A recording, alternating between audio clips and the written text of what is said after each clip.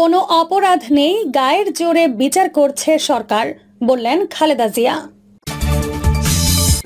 জানাবো বাংলাদেশ ব্যাংকে আবারও বিলিয়ন ডলার রিজার্ভ ডাকাতি।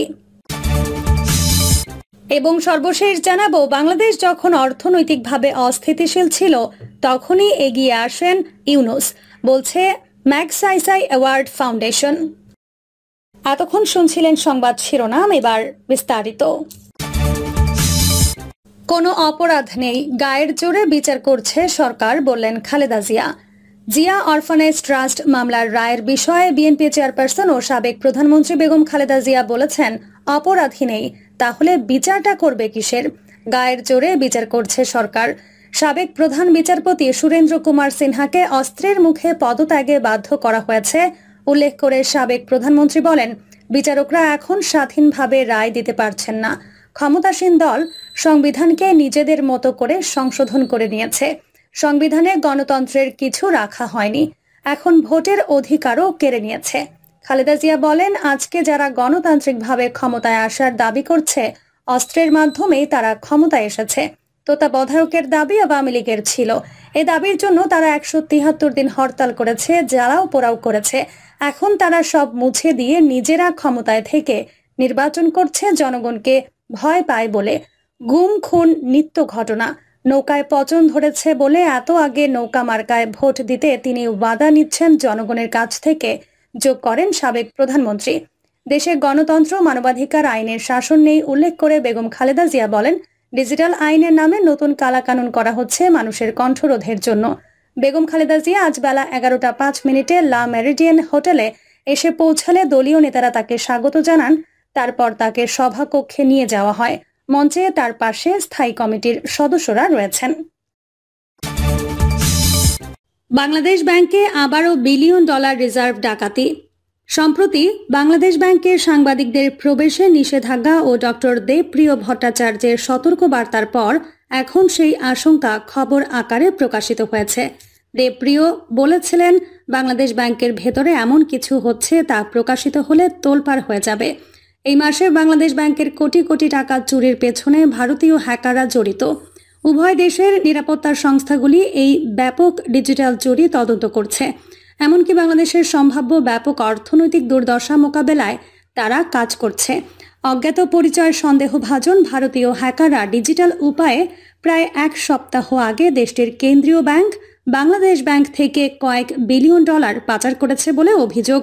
ভারতীয় নিউজ পোর্টাল নর্থ ইস্ট নিউজকে এই তথ্য নিশ্চিত করেছে বাংলাদেশ ব্যাংকের অন্তত 3 জন কর্মকর্তা। সূত্রগুলো বাংলাদেশ ব্যাংকের রিজার্ভ থেকে পাচারকৃত অর্থের তথ্য প্রকাশ করার ব্যাপারে অত্যন্ত সতর্ক, কিন্তু সূত্রগুলো নিশ্চিত করেছে যে ভারতীয় ও বাংলাদেশ নিরাপত্তা সংস্থাগুলি চাঞ্চল্যকর চুরির বিষয়ে অবগত ছিল এবং গোপনে অপরাধের তদন্ত করছে।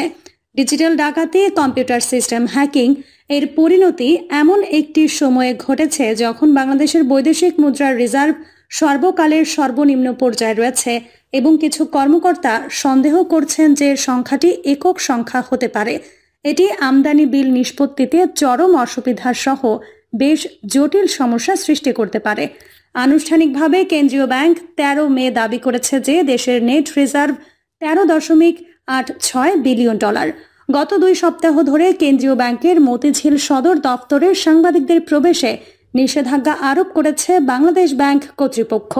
ব্যাংকের প্রাঙ্গণে বিরাজমান পরিস্থিতি ও নিরাপত্তা ব্যবস্থায় অসন্তোষ প্রকাশ করে অর্থনীতিবিদ ডক্টর দেবপ্রিয় ভট্টাচার্যকে 7 মে বলতে বাধ্য হন, বাংলাদেশ ব্যাংকের কিছু ভুল হচ্ছে। তিনি অবশ্য কি ভুল তা বলেননি। যদিও ভারতীয় এবং বাংলাদেশের নিরাপত্তা সংস্থাগুলি ভারতে হ্যাকারদের সঠিক অবস্থান নির্ণয় করার চেষ্টা করছিল, তারা তৃতীয় দেশ থেকে পরিচালিত হতে পারে এমন একাধিক ব্যক্তির জড়িত থাকার সম্ভাবনাকে অস্বীকার করেনি। এবারের বাংলাদেশ ব্যাংক ডাকাতি বাংলাদেশের ইতিহাসে সবচেয়ে বড়। বাংলাদেশের সরকারের শীর্ষস্থানীয় ব্যক্তিদের মধ্যে আতঙ্ক ছড়িয়েছে। খুব কম ঊর্ধ্বতন কেন্দ্রীয় ব্যাংকের কর্মকর্তারা এটি সম্পর্কে সরাসরি অবহিত আছেন। এটি এমন এক সময় ঘটেছে যখন বাংলাদেশের অর্থনীতির অবনতি নিয়ন্ত্রণে রাখার জন্য অর্থ মন্ত্রণালয় এবং অন্যান্য কর্মকর্তারা অত্যন্ত নিরুপায় অবস্থায় আছেন। 8 বছরে এই দ্বিতীয়বারের মতো বাংলাদেশ ব্যাংকের সিস্টেমে হ্যাকাররা ঢুকে ব্যাপক আর্থিক ক্ষতি করেছে। ফেব্রুয়ারি 2006 সালে ফিলিপাইন থেকে অপারেট করা অজ্ঞাত হ্যাকাররা $81 মিলিয়ন চুরি করেছিল। তদন্ত সত্ত্বেও এখনও আসল দোষী ব্যক্তিদের শনাক্ত করা যায়নি। ওই ঘটনায় বাংলাদেশ ব্যাংকের নেটওয়ার্ক ও সুইফট সিস্টেম নিয়ন্ত্রণে নেয় হ্যাকাররা। তারা ব্যাংকের পক্ষ থেকে তহবিল স্থানান্তরের 35টি ভুয়া অনুরোধ পাঠায়।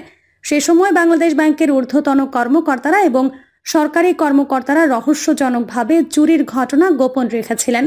আতিউর রহমান প্রধানমন্ত্রী শেখ হাসিনাকে ডাকাতির বিষয়ে অবহিত করতেও ব্যর্থ হন। তিনি এটাকে প্রযুক্তিগত ত্রুটির পরিণতি বলে ধারণা করেন ও বিশ্বাস করেন। তার কোনো জ্ঞান বা ধারণা ছিল না যে অর্থ বের করে অনেক আগে কেন্দ্রীয় ব্যাংকের কম্পিউটার সিস্টেমে ম্যালওয়্যার চালু করা হয়েছিল। বাংলাদেশ ব্যাংকের বর্তমান গভর্নর আব্দুর রউফ তালুকদারের মন্তব্যের জন্য হোয়াটসঅ্যাপে বারবার কল করলেও তিনি সাড়া দেননি। 2023 সালের অক্টোবর মাসে নর্থ ইস্ট নিউজ খবর প্রচার করেছিল কয়েকটি গুরুত্বপূর্ণ বাণিজ্যিক ব্যাংকে 42টি অ্যাকাউন্টের খুবই গুরুত্বপূর্ণ অনেক ডাটা 3 মাস সময়ের মধ্যে মুছে ফেলা হয়েছিল। যে অ্যাকাউন্টগুলোতে একটি প্রভাবশালী ব্যবসায়ী গ্রুপের মোটা অঙ্কের ঋণ হিসেবে তথ্য উল্লেখিত ছিল। বাংলাদেশ ব্যাংক কর্তৃপক্ষ যখন একটি অভ্যন্তরীণ তদন্ত শুরু করেছিল তখন প্রাথমিক অনুসন্ধানের পর বলা হয়েছিল যে বেশ কয়েকটি বাণিজ্যিক ব্যাংকে 2000 কোটি টাকার আমানত সম্পর্কিত এন্ট্রি প্রাথমিকভাবে ডাটাবেস থেকে মুছে ফেলা হয়।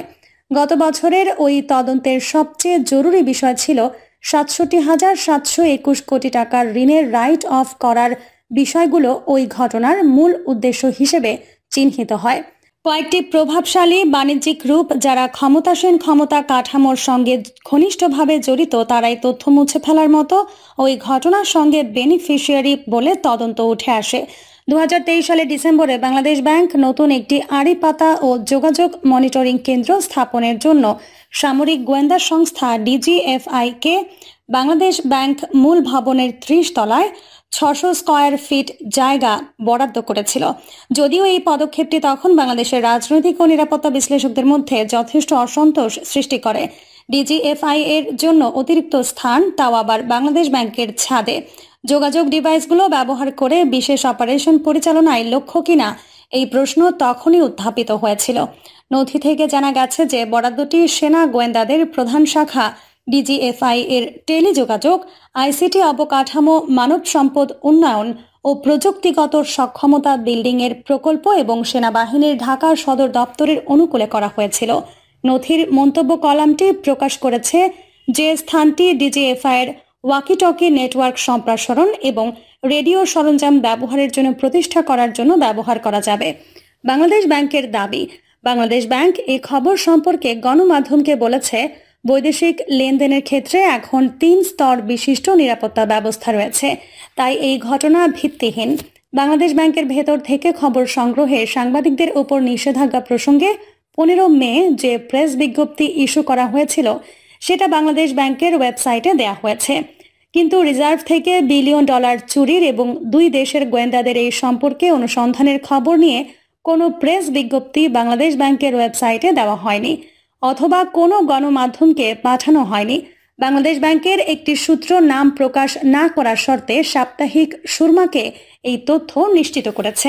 বাংলাদেশ যখন অর্থনৈতিকভাবে অস্থিতিশীল ছিল তখনই এগিয়ে আসেন ইউনূস, বলছে ম্যাগসাইসাই অ্যাওয়ার্ড ফাউন্ডেশন। সারা বিশ্ব ভুল পথে চলছে, সভ্যতাকে ভুল পথে পরিচালিত করা হয়েছে। এই সভ্যতা মানুষকে ধ্বংসের পথে নিয়ে যাচ্ছে। বেঁচে থাকতে হলে চাই নতুন সভ্যতা। 14তম সামাজিক ব্যবসা সম্মেলনে দেয়া বক্তব্যে সামাজিক ব্যবসা ধারণার প্রবর্তক নোবেল বিজয়ী অর্থনীতিবিদ প্রফেসর ডক্টর মোহাম্মদ ইউনূস এমন কথা বলেছেন। শান্তিতে নোবেল বিজয়ী ইয়েমেনের তাওয়াক্কুল কারমান বলেন, বিশ্বের বিভিন্ন জায়গায় বিচার ব্যবস্থাকে মানুষের হয়রানির কাজে ব্যবহার করা হচ্ছে।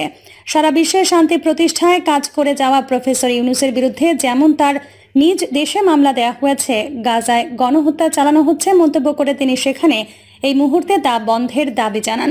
1984 সালে গ্রামীণ ব্যাংকের প্রতিষ্ঠাতা ডক্টর মোহাম্মদ ইউনূসের এশিয়ার নোবেল খ্যাত রামন ম্যাগসাইসাই পুরস্কার পাওয়ার কথা স্মরণ করে রামন ম্যাগসাইসাই অ্যাওয়ার্ড ফাউন্ডেশন এর প্রেসিডেন্ট সুজানা বি আফনান তার ভূয়সী প্রশংসা করে বলেন, বাংলাদেশ যখন অর্থনৈতিকভাবে অস্থিতিশীল ছিল তখনই এগিয়ে আসেন প্রফেসর ইউনুস। শুধু বাংলাদেশ নয়, বিশ্বজুড়ে কোটি কোটি মানুষের জীবন বদলে দিয়েছেন তিনি। উল্লেখ্য, ইউনুস সেন্টার এবং ফিলিপাইন ভিত্তিক নেগ্রোস উইমেন ফর টুমরো ফাউন্ডেশনের সৌজন্যে ফিলিপাইনের রাজধানী ম্যানিলায় অনুষ্ঠিত হচ্ছে 14তম সামাজিক ব্যবসা দিবস। এবছর উক্ত দিবসের প্রতিপাদ্য বিষয় social business and exit room from the current self destructive civilisation. 2 দিন ব্যাপী সম্মেলনের প্রথম দিন স্বাগত বক্তব্য রাখেন ইউনুস সেন্টারের নির্বাহী পরিচালক লামিয়া মোরশেদ। বিশ্বের প্রায় 30টি দেশ থেকে 500 জনেরও বেশি অংশগ্রহণকারী সম্মেলনে অংশ নিচ্ছেন। উল্লেখ্য, 2 দিন ব্যাপী সামাজিক ব্যবসা সম্মেলনের পর 29শে জুন একাডেমিয়া ডায়ালগ ও 30 ক্লাব কনভেনশন অনুষ্ঠিত হবে। প্রিয় দর্শক, এই ছিল এখনকার সর্বশেষ সংবাদ। আপডেট সব সংবাদ পেতে চ্যানেলটি সাবস্ক্রাইব করে বেল আইকনটি ক্লিক করে রাখুন।